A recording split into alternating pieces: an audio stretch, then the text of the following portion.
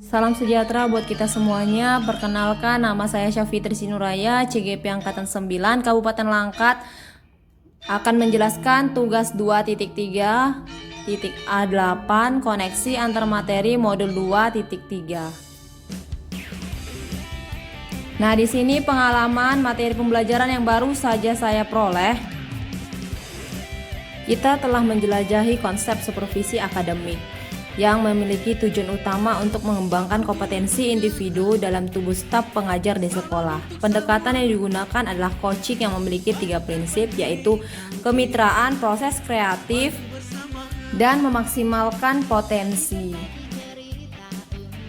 Kompetensi inti coaching yang harus dimiliki diantaranya adalah kehadiran penuh atau present, mendengarkan aktif dan mengajukan pertanyaan berbobot, percakapan berbasis coaching menggunakan alur tirta, yaitu tujuan, identifikasi, rencana aksi, dan tanggung jawab. Terdapat 3 tahapan dalam supervisi akademik, yaitu yang pertama praobservasi, disebut juga perencanaan, yang kedua observasi, disebut juga pelaksanaan, yang ketiga pasca observasi atau tindak lanjut. Emosi-emosi yang dirasakan terkait pengalaman belajar. Saya merasa cemas sebelum mengetahui isi dari modul 2.3 ini.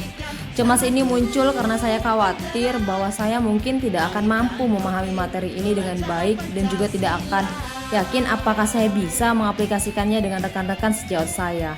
Yang kedua, tertarik. Setelah melakukan eksplorasi konsep, minat saya untuk lebih memahami isi dari modul ini mulai bertumbuh.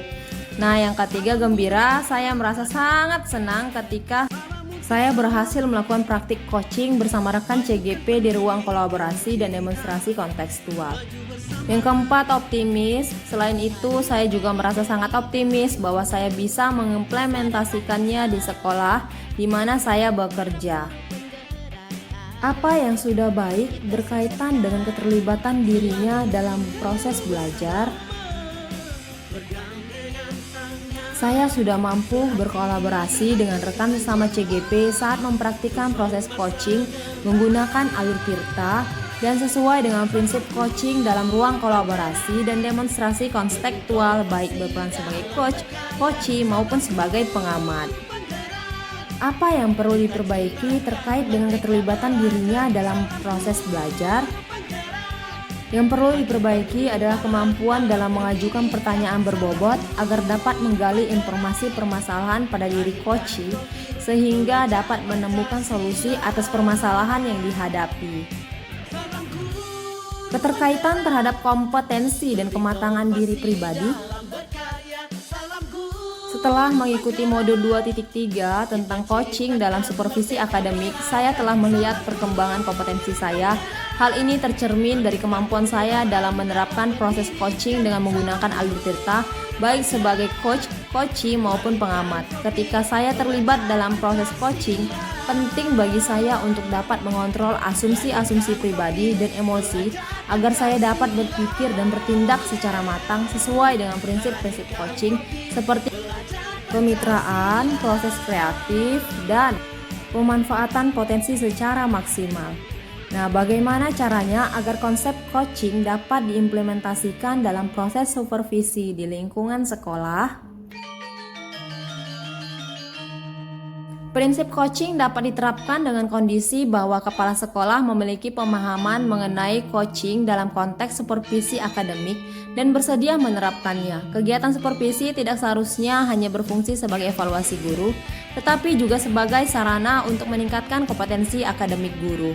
Dalam hal ini, supervisi tidak hanya mencakup pengamat kelas, melainkan juga melibatkan komunikasi sebelum dan setelah pengamatan. Sebelum pengamatan, kepala sekolah dapat berdiskusi dengan guru mengenai perencanaan pembelajaran yang akan dilakukan. Setelah pengamatan, kepala sekolah memberikan umpan balik dan tindak lanjut terkait pelaksanaan pengamatan kelas yang telah dilakukan oleh guru. Coaching dalam supervisi akademik memiliki dampak positif terhadap perkembangan pemimpin pembelajaran yang berfokus pada kepentingan murid. Keberpihakan pada murid merupakan aspek penting dalam lingkungan sekolah.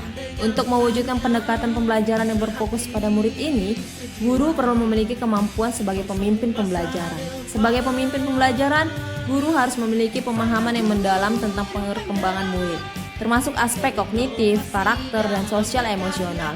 Oleh karena itu, tujuan dari coaching dalam supervisi akademik adalah untuk mengembangkan kompetensi guru, sehingga kinerja mereka meningkat dan pendekatan pembelajaran yang berfokus pada murid dapat tercapai dengan baik. Tantangan terbesarnya adalah mengubah pandangan yang umumnya menganggap supervisi akademik hanya sebagai evaluasi rutin yang dilakukan kepala sekolah terhadap kinerja guru. Seharusnya supervisi akademik dianggap sebagai panduan untuk meningkatkan kompetensi guru.